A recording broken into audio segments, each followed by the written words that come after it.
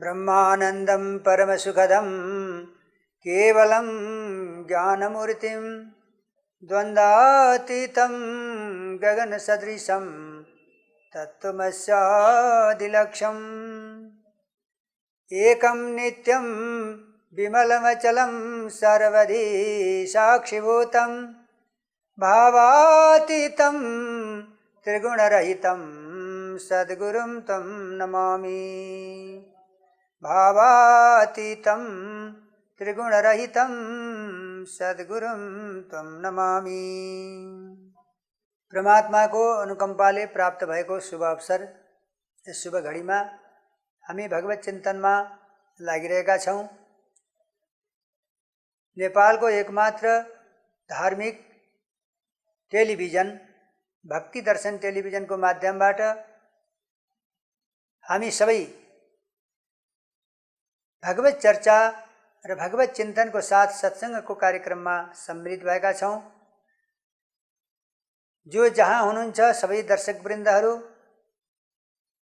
आफ्नो ठाउँबाट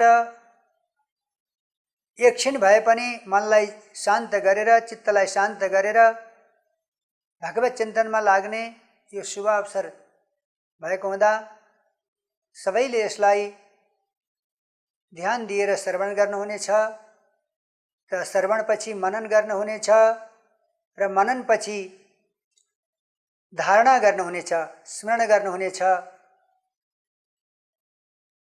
र जसले गर्दा मानव जीवनको सफलता हामीलाई मिल्नेछ। दुर्लभो मानुषो देहो देहिनां क्षणभङ्गुरः तत्रापि दुर्लभम मन्य वैकुण्ठ प्रियदर्शन। मनुष्य जीवन नै दुर्लभ छ, तर अत्यन्त दुर्लभ हुँदा हुँदै पनि क्षणभङ्गुर छ। अति दुर्लभ सत्ता मनुष्य जीवनको दुर्लभता हुँदा हुँदै पनि यति दुर्लभ मनुष्य जीवन प्राप्त भयो, यति महत्त्वपूर्ण जीवन थियो, तर पनि क्षणभङ्गुर छ। कति बेला यो नाश हुन्छ केही ठेगान छैन। त्यसकारण बेला छँदै टिकटको गरिएन याद लागिन्छ पार कसरी अब भो फसाद। हेर्नुहोस् त, हामी समयलाई जान्न सकेनौँ भने, समयको लाभ लिन सकिएन भने पछि पछुतो हुन्छ, पश्चाताप गर्नुपर्छ। त्यसैले समयमा याद गरेर हामीले आफ्नो गर्नुपर्ने पुरुषार्थ, आफ्नो हितको कार्य के हो, के गर्नाले हाम्रो हित हुन्छ, परम कल्याण हुन्छ, त्यो कार्यलाई पहिलो प्राथमिकतामा राख्नुपर्छ र पहिले त्यसलाई गर्नुपर्छ। संसारका व्यवहार त स्वभावतः भइरहन्छन्, गर्नुपर्छ, स्वाभाविक हो। हाम्रो जीवन निर्वाहका लागि अनेक वस्तुहरू, अनेक कामहरू आइलाग्छन्, आवश्यकता पनि छ। तर पनि ती आवश्यकतामा मात्र भुलेर हामीले आफ्नो वास्तविक कल्याण हुने कार्यलाई भुल्यौँ भने पछि पछुतो हुन्छ। र यहाँ भनाइ पाइन्छ धेरैजसो, हामी त अहिले घर गृहस्थीमा कामकाजमा छौँ, कमाउने बेला हो, भगवानको भजन गर्ने, भक्ति गर्ने त अलिक बुढो भएपछि हो, पछि हो भन्ने पनि कति समाजमा भनेको सुनिन्छ। तर यो कुरा त्यति सान्दर्भिक हुन सक्दैन, किनभने मनुष्य जीवन त क्षणभङ्गुर छ। अघि नै भनियो कि यो क्षणभङ्गुर छ, कति बेला नाश हुन्छ केही ठेगान छैन।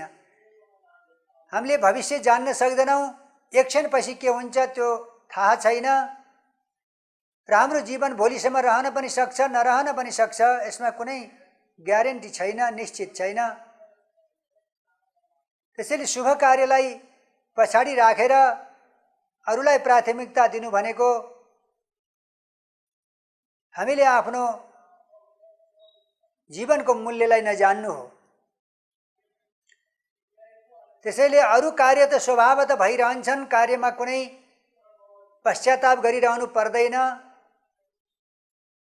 हामीले यिनी कर्महरू अनादिकालदेखि गर्दै आएका छौँ र हामीभन्दा पहिलेका महानुभावहरूले पनि कार्यहरू गर्दै आउनुभयो, हाम्रा बाबुबाजे पुर्खाहरूले पनि गर्दै आउनुभयो। तर पनि कार्य केवल जीवन निर्वाहको लागि रहेछ।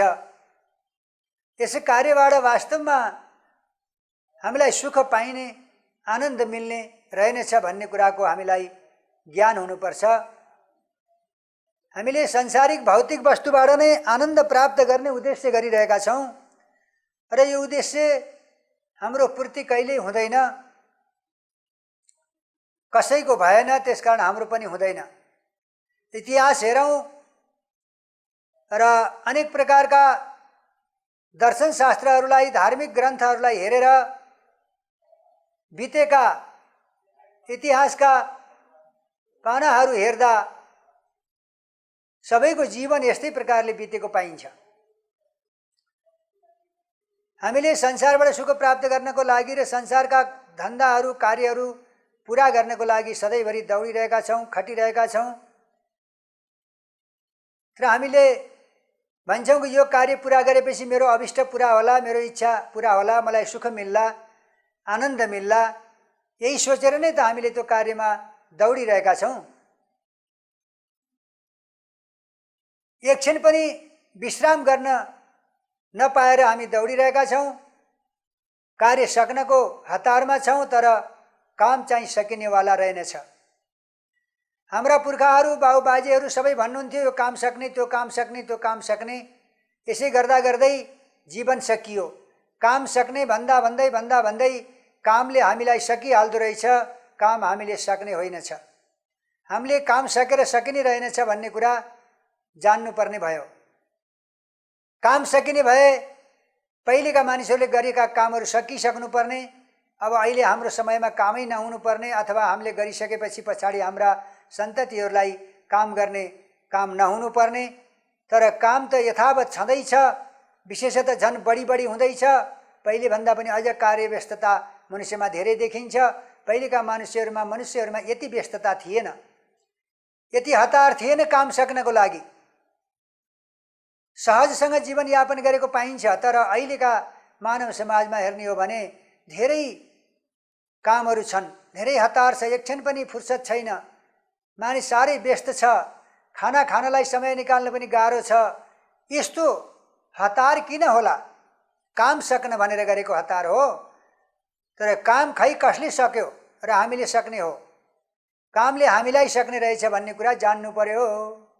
काम आफ्नो ठाउँमा जस्ताको तस्तै छ र मानिसहरू धेरै सकिए र कामले सक्दै गयो र यस्तै प्रकारले समयको अधीनमा हामी घुमिरहेका रहेछौँ।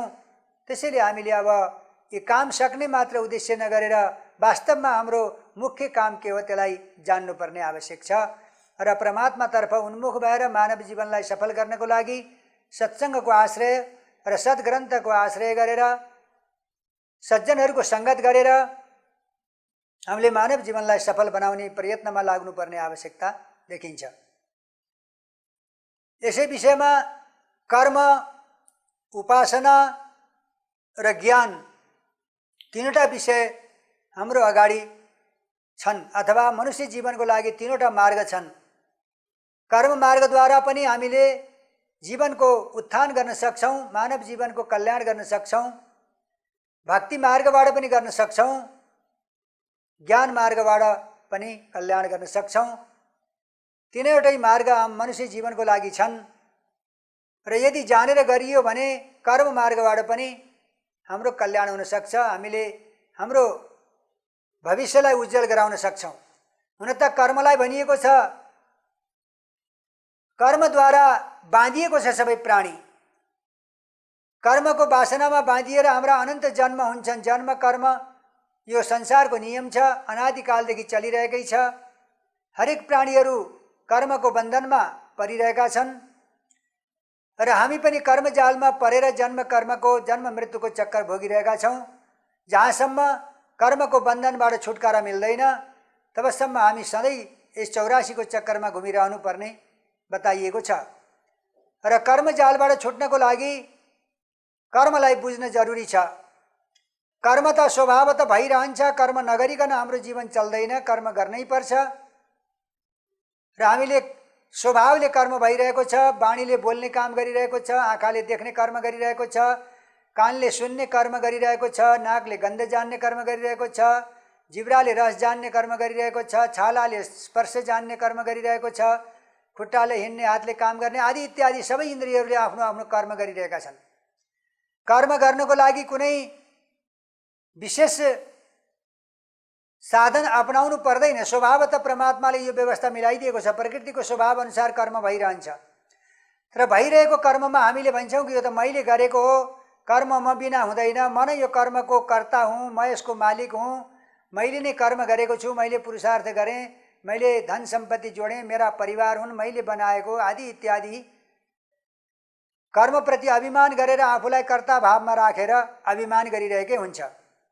र कर्ममा जबसम्म अभिमान गरिन्छ तब कर्मले तबसम्म हामीलाई बाँधिरहन्छ। मनुष्य कतिसम्म अभिमान गर्छ भने आफ्नो कर्तापनको अभिमानमा मनुष्यले धेरै ठुलो कल्पना गर्छ र कल्पना गर्दा गर्दै जीवन बितिहाल्छ। कल्पना कहिले पनि सकिँदैन, कल्पनाको विस्तार हुँदै रहन्छ तर जीवन सकिएको थाहै हुँदैन। कल्पनाकै भरमा एउटा सानो कथा याद आयो। वास्तवमा संसार कल्पनाकै हो, सङ्कल्पबाट नै संसार खडा हुन्छ भनेर भनिएको छ वेदान्त दर्शनमा।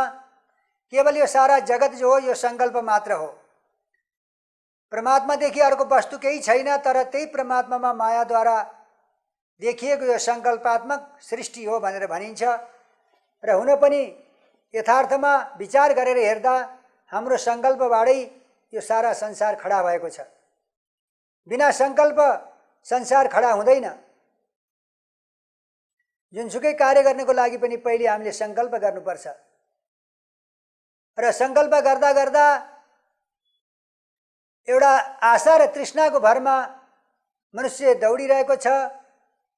आशा पुरा होला भन्ने इच्छामा गरिरहन्छ, तर यहाँबाट इच्छा पुरा हुन कसैको पनि हुन सकेन। जति चाह्यो, जस्तो चाह्यो त्यस्तो संसारबाट इच्छा पुरा हुन सक्दैन। त्यसैमा एउटा सानो कथा छ। एकजना व्यापारी बजारमा गएर तेल किनेर एउटा माटाको घडामा तेल राखिएको रहेछ। माटाको घडामा एक घडा तेल किनेर उसले घरमा लानको लागि किन्यो, तर बोकेर आफूले लान त सकेन। बोक्नको लागि त्यसलाई लानको लागि एउटा ज्यामीलाई खोजेर भने कि भाइ यो मेरो तेलको घडा घरमा पुर्याइदेऊ, म तिमीलाई 10 रुपियाँ ज्याला दिउँला भनेर भन्यो। ज्यामीले भन्यो हुन्छ। तब उसले घडा टाउकोमा राखेर, तेलको घडा टाउकोमा राखेर अघि अघि हिँड्यो। त्यो मालिक व्यापारी पनि पछि पछि हिँडिरहेको थियो। जाँदा जाँदा उसले बाटोमा कल्पना गर्न सुरु गर्यो, अब मैले यो एक घडा तेल मालिकको घरमा पुर्याएँ भने मैले 10 रुपियाँ ज्याला पाउँछु। 10 रुपियाँ ज्यालाबाट एउटा सानो कुखुराको चल्ला किन्छु र त्यो कुखुरालाई पालेर ठुलो बनाएर बेच्छु र कुखुरा बेचेको पैसाले एउटा बाख्राको सानो पाठो आउँछ, बाख्राको पाठो किन्छु। बाख्राको पाठोलाई पालेर ठुलो बनाएर, खसी बनाएर ठुलो बनाएर बेचेँ भने त्यसको पैसाले एउटा गाईको कोरली आउँछ, गाईको कोरली किन्छु र त्यो गाईलाई पालेर ठुलो बनाएर त्यो गाई ब्याएपछि, दुहुनो भएपछि गाई बेचेँ भने त्यसबाट भैँसी किन्न सकिन्छ। त भैँसी पनि पालेर जब भैँसी ब्याउँछ, धेरै राम्रो ठुलो भएपछि भैँसी धेरै दुध दिने भैँसीले भैँसीलाई बेचेपछि अलि धेरै पैसा आउँछ। र त्यसपछि सानो हात्तीको छावा किन्छु, हात्तीको छावा किन्छु। सानो बच्चा त आइहाल्छ, त किनेर जब त्यसलाई पालन पोषण गरेर ठुलो हात्ती भइसकेपछि, हात्ती ठुलो जवानी भएपछि हात्तीको मोल धेरै हुन्छ। हात्ती बेच्छु, हात्ती बेचेपछि धेरै पैसा आउँछ। अनि त्यो धेरै पैसा आयो भने मैले जमिन किन्छु, घर बनाउँछु, विवाह गर्छु र एउटा घोडा पनि किन्छु। कल्पना गर्दै गएछ उसले। कल्पनाबाट सम्पूर्ण कार्य गर्दै गयो अनि घर पनि जग्गा जमिन किन्यो, घर बनायो अनि विवाह गर्यो र कल्पना गरेछ विवाह गरेपछि छोरो जन्मन्छ अनि छोरो 2-3 वर्षको हुन्छ। म घोडामा चढेर यसो बजारतिर घुम्न जान्छु। घुमेर आउने बेलामा मेरी श्रीमतीले खाना बनाएकी हुन्छन्, खाना तयार भइसकेको हुन्छ। म बाहिर घोडाबाट झरेर आँगनमा आएपछि श्रीमतीले भन्छन् आफ्नो छोरालाई, बाबु बाबु बुवालाई खाना खान बोलाऊ भनेर। आमाले भनेपछि मेरो छोरो आउँछ, बाहिर आएर बुवा बुवा खाना आउनुहोस्, खाना खान आउनुहोस्, भोजन गर्न आउनुहोस् भन्छ। उसले बुवा भन्ने बेलामा मैले है भनुला भनेर जब कल्पना गर्दै थियो, अब छोराले बुवा भन्ने बेलामा मैले है गर्छु भन्ने बेलामा मन्टोको टाउको बाइलेन्स बिग्रिएछ। टाउकोमा राखेको घडा खसेर फुटेछ, सारा तेल पनि जमिनमा गयो, माटाको घडा थियो सब फुटेर चकनाचुर भयो। त उसले बाटैमा बसेर टाउकोमा हात राखेर बडा चिन्तित भएछ, रुन लागेछ। मालिकले भन्यो ए बदमास, तैँले त बडा गल्ती गरिस्, मेरो त्यत्रो तेलको बर्बाद गरिदिस्, कति पैसा हालेर किनेर लिएर आएको, घरमा नपुर्याउँदै बाटोमा तैँले यसरी बर्बाद गरिदिस्, त बदमास रहेछस् भनेर उसलाई गाली गर्दै थियो। र मालिकलाई भन्छ, मालिक तपाईँको त एक घडा तेल मात्र गयो, तपाईँको त के गयो र? तपाईँको लागि यो मामुली कुरो हो, भोलि पनि फेरि एक घडा तेल किनेर ल्याउन सक्नुहुन्छ।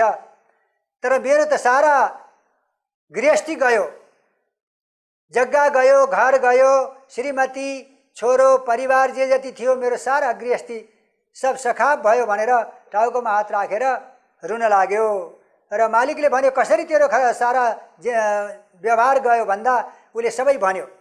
मैले यति कल्पना गर्दै गएँ, तपाईँबाट पाएको जेलाबाट मैले यति कल्पना गरेँ कि अन्तिममा गएर मेरो सारा गृहस्थी व्यवहार जमाएको थिएँ, तयार गरेको थिएँ र अहिले सारा खत्तम भयो भनेर उसले भन्यो। भने कल्पना यस्तो छ मानिसको, र कल्पना गर्दा गर्दै हाम्रो जीवन बितिहाल्छ, हामीलाई थाहा हुँदैन। त्यसैले कर्म त गर्नुपर्छ, तर शुभ कर्म गर्दा परमात्माको आश्रय लिएर कर्म गऱ्यौँ भने हामीलाई कर्मले त्यति बाधा गर्दैन, कर्म स्वभावले भइरहन्छ। कर्म त परमात्माबाट प्रेरित छ, प्रकृतिको स्वभावअनुसार कर्म हुन्छ, प्रकृति परमात्माबाट प्रेरित छ। त्यसो भएर हामी सबै संसारका प्राणीहरू प्रकृतिको बसमा रहन्छौँ भने प्रकृति परमात्माको बसमा रहन्छन्। यसैले गोस्वामीजी भन्नुहुन्छ, परवश जीव सोबस भगवन्ता, जीव अनेक एक श्रीकन्ता। यो सारा जगत त परवश छ। परवश भनेको मायाको बसमा, प्रकृतिको बसमा। त प्रकृतिले जे परिस्थिति ल्याउँछ त्यो भोग्न बाध्य छ सबै प्राणीहरू। प्रकृतिको अधीनमा सारा प्राणीहरू छन्, तर परमात्मा प्रकृतिको अधीनमा छैन। प्रकृति परमात्माको अधीनमा छ। परमात्मा स्वतन्त्र हुनुहुन्छ। परमात्माले आफ्नो इच्छा अनुसार प्रकृतिलाई चलाउनुहुन्छ।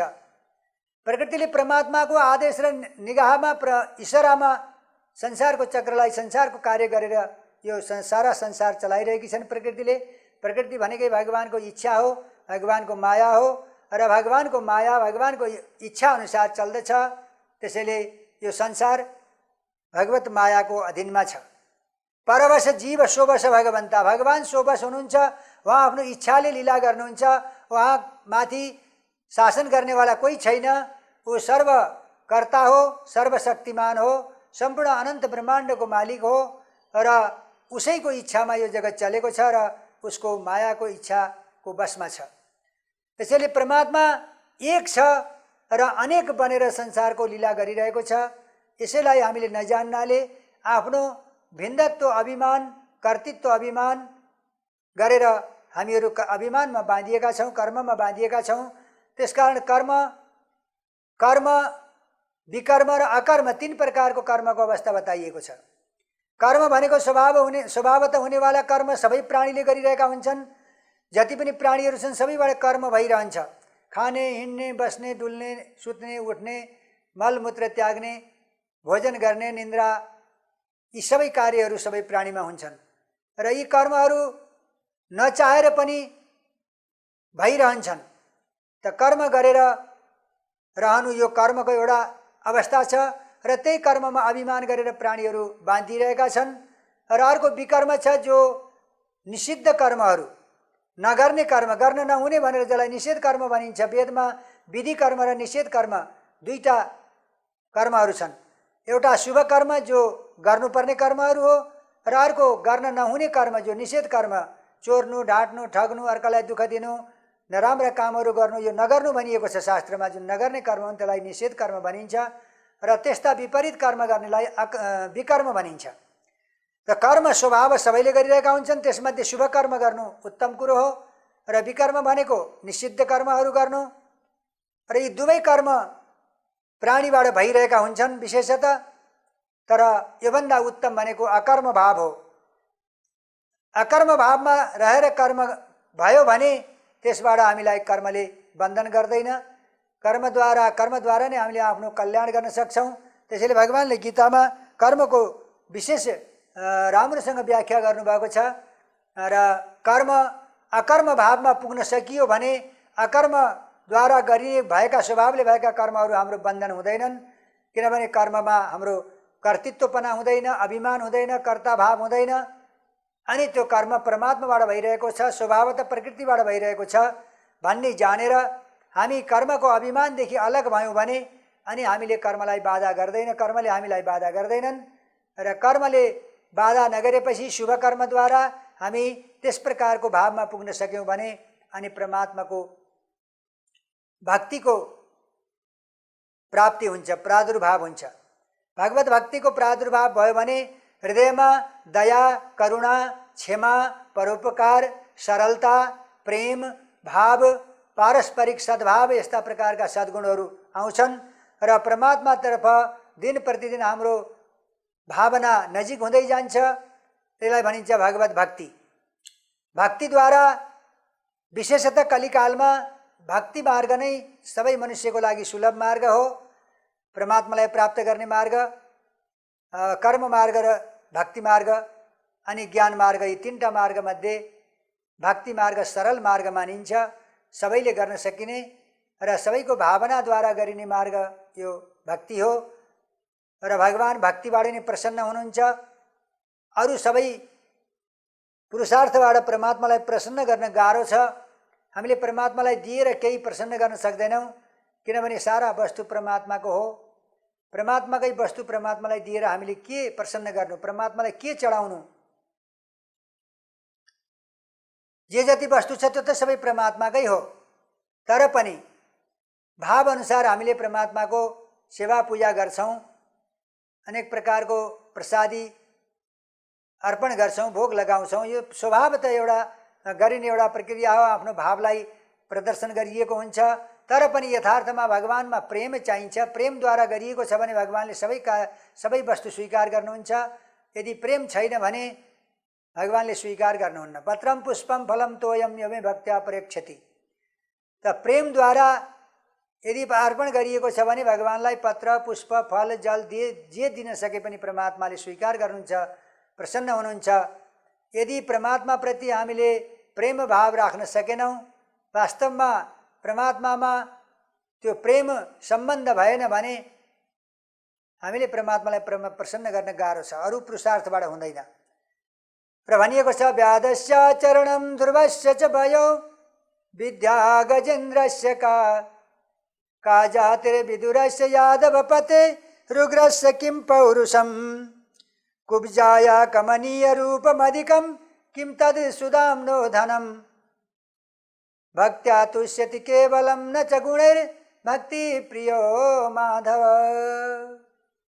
हेर्नुहोस्, यहाँ भगवान आचरणबाट मात्र प्रसन्न हुने भए व्याधासँग भगवान प्रसन्न हुनुहुने थिएन। व्याधामा कुनै आचरण थिएन। यदि भगवानको भक्ति गर्नलाई बुढो हुनुपर्छ अथवा बुढो भएपछि गर्ने हो भक्ति, जवानीमा बालकमा हुँदैन भन्ने हो भने ध्रुवले बालक कालमा नै 5 वर्षको उमेरमा भगवानलाई प्राप्त गरे। विद्याद्वारा भगवान प्रसन्न हुनुहुन्छ भन्ने हो भने गजेन्द्रमा कुनै विद्या थिएन, तर पनि भगवान प्रसन्न हुनुभयो। धनद्वारा प्रसन्न हुनुहुन्छ भन्ने हो भने सुदामासँग केही धन थिएन, तर पनि भगवान प्रसन्न हुनुभयो। रूपद्वारा प्रसन्न हुनुहुन्छ भन्ने हो भने कुब्जा त्रिवक्रा 3 ठाउँ बाङ्गो भएकी अत्यन्त कुरूप थिइन्, तर पनि कुब्जासँग भगवान प्रसन्न हुनुभयो। यहाँ केवल भक्तिद्वारा भगवान प्रसन्न हुनुहुन्छ। त्यसकारण भक्ति प्रियो माधव भनिएको छ। यसैले भक्तिको आश्रय गरेर हामीले आफ्नो जीवनलाई सफल गराउनु छ। र यो भक्तिको विषयमा आज हामीले केही चर्चा गरेका छौँ र यसलाई यहाँहरूले श्रवण गरेर मनन गरेर वास्तवमा भक्ति भनेको के हो, कसरी धारण गर्नुपर्छ भन्ने कुराप्रति मनन चिन्तन गर्नुहोला। र अगाडि विशेषतः हामी फेरि अर्को कार्यक्रममा यहाँहरूसँग भेट गरौँला र आजको यस कार्यक्रमलाई यहाँ विश्राम गरौँ। हस्, नमस्कार। हरि ओम तत्सत, हरि ओम तत्सत, हरि ओम तत्सत।